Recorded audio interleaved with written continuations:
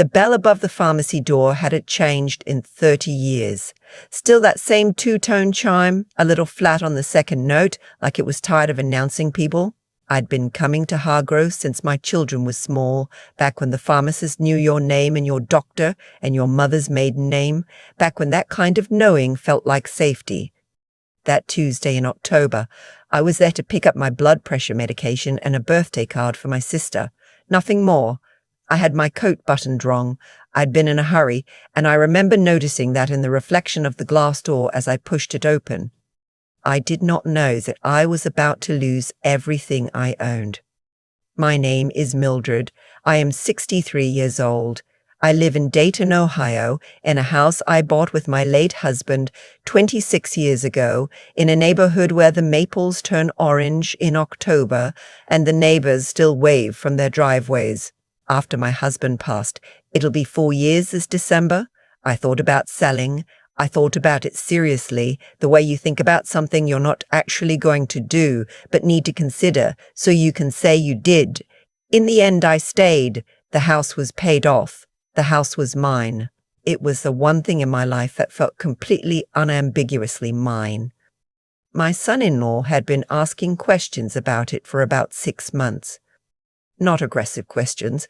Never that. He was never aggressive. That was the thing about him, that I kept misreading his patience, the slowness, the careful wording, the way he always let a long silence sit between what he'd said and what you'd say next, so that you started to fill the silence yourself, started to explain yourself before you'd been accused of anything. I thought it was a personality quirk. I now understand it was a method. My daughter had been married to him for 11 years. I had spent 11 years wanting to like him more than I did. He was not unkind. He was not warm. He worked in commercial real estate in Cincinnati, which meant he talked about square footage and cap rates at Christmas dinner, and he said things like, "That's not a financially optimal outcome," when what he meant was, no. My daughter looked at him the way some women look at men. They've decided to understand, with a kind of exhausted tenderness that I recognized from photographs of my own mother. I love my daughter more than I can explain. She's my only child. When her father died, she sat with me on the back porch for 6 hours without saying very much, and that silence felt like the most complete act of love anyone had ever offered me. I did not want to believe that she knew what was happening. I still don't know for certain. That is the part I'm still working out, 4 months later, sitting in my kitchen in Dayton with the maple outside the window going bare. The conversation that started all of it had happened in late April. My son-in-law had come up from Cincinnati alone. My daughter was at a conference in Charlotte, he said, and he'd taken me to lunch at the Olive Garden on Miller Lane, which I mention because it's the kind of place you go when you want things to feel casual and unthreatening. He paid. He asked about my health. He asked about the house, whether I found it too large now, whether the yard was getting to be too much. I said the yard was fine. I had a young man from the church who mowed it. He nodded the way he always nodded, like he was filing things away. Then he said he'd been doing some research. He said the real estate market in Dayton was strong right now. He said specifically strong, and that a house like mine, in a neighborhood like mine, could fetch somewhere between $380,000 and $400,000. He said he'd spoken to a colleague who did residential sales. He said it might be worth thinking about. I said I wasn't thinking about selling. He said, of course, no pressure. He said he just wanted me to have all the information. He said my daughter worried about me being alone in such a large house. I said the house was not large. It was a 3-bedroom colonial. He smiled. He said he meant emotionally large. He said grief did that to spaces. I drove home with the radio off, and I sat in the driveway for a while. I could not have told you exactly what was wrong, but something was. Over the following months, it accumulated, a mention here, a suggestion there. He emailed me a link to a 55-plus community in Centerville, then one to another one near Yellow Springs. He called once on a Sunday evening to tell me he'd found a financial advisor who specialized in estate transitions. I remember that phrase specifically, estate transitions, like my life was something to be wrapped up and moved along. He said the advisor had helped other families in situations like mine. I asked what situation that was exactly. He said gently, a widow with significant assets and no estate plan. I had an estate plan. My attorney in Oakwood had written it 2 years after my husband died. I didn't tell him that. I don't know why. Maybe because I'd already started to feel, in some way I couldn't articulate, that I needed to keep some things to myself. My daughter called less during those months. When I mentioned it, she said work was brutal and the kids were exhausting, and she was sorry. She sounded sorry. She sounded like someone who was sorry for several things at once. By September, my son-in-law had introduced me to a man named Craig. Craig was the financial advisor. He drove up from Cincinnati to meet me at my house, which should have struck me as unusual. The driving up, the coming to me rather than having me come to him. But he was pleasant and soft-spoken, and he brought a leather folder, and he asked about my husband's memory in a way that made me cry, which I did not expect, and afterward I felt ashamed of the crying and grateful to him for sitting quietly through it, and I think that gratitude got confused with trust somewhere in the hour that followed. Craig explained that my current financial arrangement was inefficient. That was the word. Inefficient. My savings were in a money market account at Fifth Third Bank, which I'd kept because my husband had set it up, and changing it felt disloyal in some way I never fully examined. Craig said it was earning almost nothing. He said there were instruments, he called them instruments, that could generate significantly better returns. He had paperwork, he had a prospectus, he had charts. I said I'd think about it. He came back in October. This time my son-in-law came with him. They sat at my kitchen table, the same table where I'd made school lunches for 20 years, and they explained a plan. The plan involved selling the house, a strategic liquidation, he called it, and moving the proceeds, along with my savings, into a managed fund. I would receive a monthly distribution. I would move to the Centerville community. I would not have to worry about the yard or the furnace or the property taxes. They had documents, a purchase agreement for the house already filled out with a number on it that was $60,000 below what my son-in-law himself had told me the house was worth in April. A signature line with my name printed beneath it in clean, neutral type. Mildred Ann Forsyth. I looked at my name on that line and something in me went very still. I said I needed time. My son-in-law said gently that the buyer was motivated, but not indefinitely. He said the market shifted. He said the window was narrow. I said I needed a few days. He said, of course. Of course. He said there was no pressure. He left the documents on my kitchen table. I did not sleep well that week. I told myself I was being irrational. I told myself that my son-in-law was difficult, but not dishonest, that Craig had credentials and a leather folder, that my daughter would never allow something harmful to happen to me. I kept coming back to the number on that purchase agreement, $60,000 below market. That was not an oversight. That was not an inefficiency. That was the Tuesday I went to Hargrove's pharmacy. I was in the vitamin aisle, reaching for a bottle of magnesium when I heard my name. I turned. It was Vera. I had known Vera since our children were in elementary school together at Spinning Hills. She worked the pharmacy counter at Hargrove's, had worked it for nearly 20 years, knew every regular by their medications and their stories and the names of their grandchildren.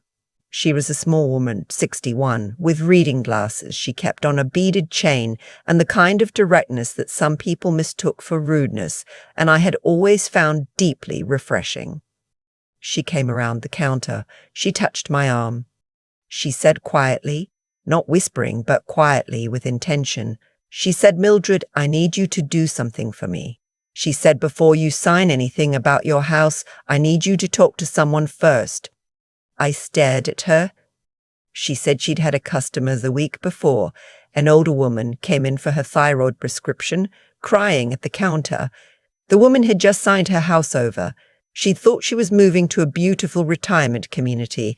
She was actually, Vera said, moving into 2 rooms in a facility she hadn't chosen, while the proceeds of her house went through a managed fund she couldn't access.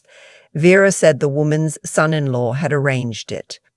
I said slowly, "Son-in-law?" Vera looked at me for a long moment. She said, "I don't know your situation. I only know that when I saw you come in today, something told me to say something." She said, "I hope I'm wrong." She said she would be very happy to be wrong. I drove home. I did not go directly. I drove to the neighborhood for a while, past the park where my daughter had learned to ride a bicycle, past the church where my husband's funeral had been, past the Fifth Third branch where my savings sat in the money market account that Craig called inefficient. I went home and I sat at the kitchen table with those documents in front of me, and I started to actually read them. Not skim, read. Every paragraph. The fund that Craig had described as managed. I found the name of it in the fine print. A limited partnership registered in Delaware. The registered agent was a name I didn't recognize. I wrote it down. I wrote down the fund number. I wrote down the fund number. I wrote down everything. Then I called my attorney. Her name is Barbara, and she's been practicing estate law in Oakwood for 30 years. And when I read her the name of the fund, she was quiet for a moment, and then she said, "Mildred, don't sign anything." She said she'd seen arrangements like this before. She said limited partnerships registered in Delaware with individual registered agents were not inherently fraudulent, but were commonly used in financial exploitation schemes targeting seniors. She said, targeting seniors. I sat with that for a long time. Barbara told me to take photographs of all the documents. She told me to contact the Ohio Division of Securities. She told me to call Adult Protective Services and tell them what had been happening over the past several months, the escalating pressure, the below-market purchase price, the managed fund, all of it. She said I should document the timeline. She said I should call my bank and alert them that I might be the target of financial exploitation and to flag any request to transfer funds. I did all of those things that afternoon. The call to Adult Protective Services was the hardest, not because of what I had to say, but because of what saying it meant. It meant accepting that the person sitting across my kitchen table with a leather folder had not been trying to help me. It meant accepting that the pressure over 6 months had been a process, not a concern. It meant sitting with the question I still cannot fully answer. What my daughter knew, what she didn't know, what she didn't know, what she chose not to look at too carefully. I have not asked her directly, not yet. I am not sure what answer I could withstand. What happened next came quickly. The Ohio Division of Securities had Craig's name on file, not from a formal complaint, from a preliminary inquiry related to another case in Hamilton County. When my report came in, it connected to that inquiry in a way that accelerated things considerably. My son-in-law was not charged with anything. I want to be precise about that. His name was in the documentation I provided, and the investigators spoke with him, but the arrangement had been structured so that Craig was the principal actor, and my son-in-law could credibly present himself as someone who had made an introduction in good faith. I do not know if that is true. I do not know if I will ever know. Craig surrendered his advisory license in November as part of a consent agreement with the Division of Securities. I don't know what happened to the woman from Vera's pharmacy counter. I've thought about her often. I hoped she had someone making calls on her behalf. My house is still mine. The documents on my kitchen table were never signed. The number that had been printed under my name, Mildred Ann Forsyth, remained a blank. I called Vera 2 weeks after that Tuesday. I took her a pie, a Dutch apple, from a recipe my husband's mother gave me, the one I only make for people who've earned it. She cried a little, and I cried a little, and we stood in her driveway in the cold and talked for an hour about the particular courage it takes to say something to someone when you're not sure they want to hear it. She said she almost didn't. She said she'd almost told herself it wasn't her business. I told her I was glad she decided it was. I had my estate documents reviewed and updated in November. Barbara added specific language about financial power of attorney that I will not detail here, but that would make what Craig and my son-in-law had attempted significantly more difficult. I called my daughter the week before Thanksgiving. We talked for a long time. We talked around the edges of it, the way people do when the direct route is too much for one conversation. She cried. I let her. I did not fill the silence. My son-in-law was not at Thanksgiving. My daughter said he had work obligations in Cincinnati. I made a turkey breast, roasted potatoes, a green bean casserole, and the cranberry relish that comes from a recipe in a church cookbook from 1987. My grandchildren ate until they were ridiculous and then fell asleep on the couch. It was a quiet holiday. It was enough. I kept one of the documents. The purchase agreement, the one with my name on the signature line.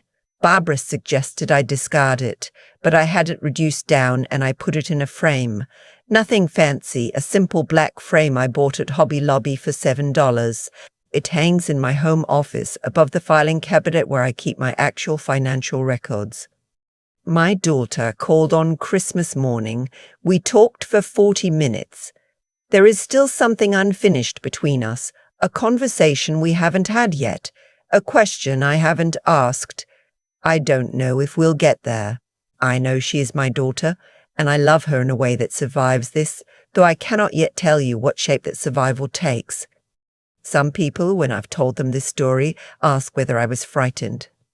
I tell them that frightened isn't quite right. What I felt was something quieter and more disorienting than fright. It was the feeling of realizing that a story you had been told about your own life, who loved you, who was protecting you, what the reasonable and sensible next step was, had been written by someone else for reasons that had nothing to do with you. And then the feeling, slower and steadier, of taking the pen back.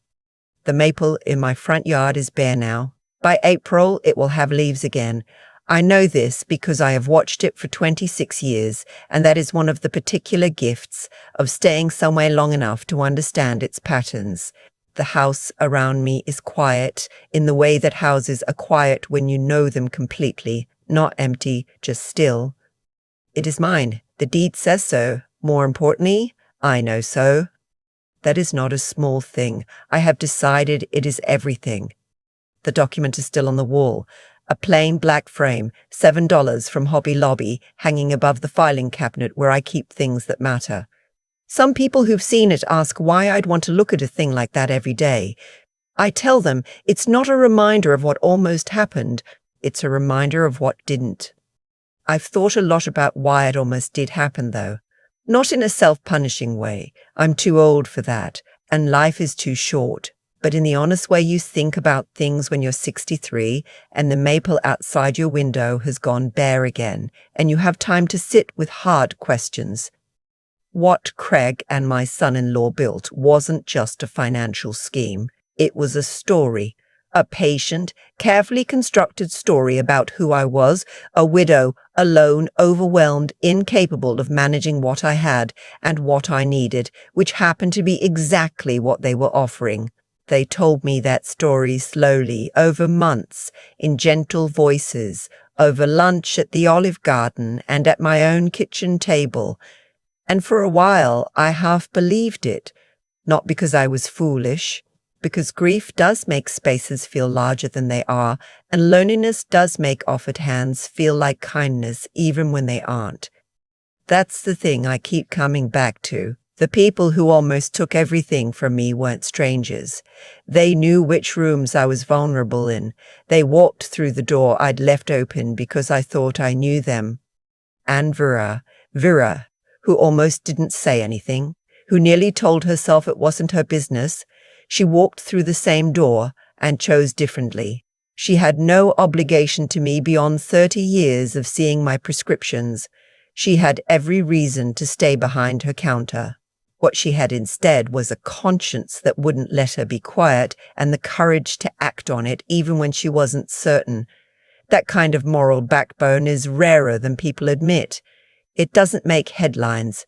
It happens at pharmacy counters in October, quietly, between one person and another. I think about the choices that saved me. Vera's choice to speak. Barbara's 30 years of knowing what a Delaware limited partnership really means. My own choice, sitting at that kitchen table at 2 a.m. to read every line instead of signing on faith. None of those choices were dramatic. They were just careful. They were just honest. They were just refusing to be rushed. That's what I'd want anyone to take from this, is they take anything. Not that the world is full of people who want to harm you. It isn't. But that your clearest thinking is your best protection, and it's worth more than any document someone else has prepared for you. That the people who love you don't pressure you. That a narrow window and a motivated buyer are sales tactics, not emergencies. That when something feels wrong in a quiet, hard-to-name way, that feeling is data. And that sometimes the most important thing a person can do is refuse to fill the silence. The deed to this house still has my name on it. My name and my husband's and the date we signed it together 26 years ago. I am not going anywhere. The maple will have leaves again by April. I know this because I have stayed long enough to be certain of it, and certainty, I've learned, is something you earn by not letting anyone rush you out of your own life.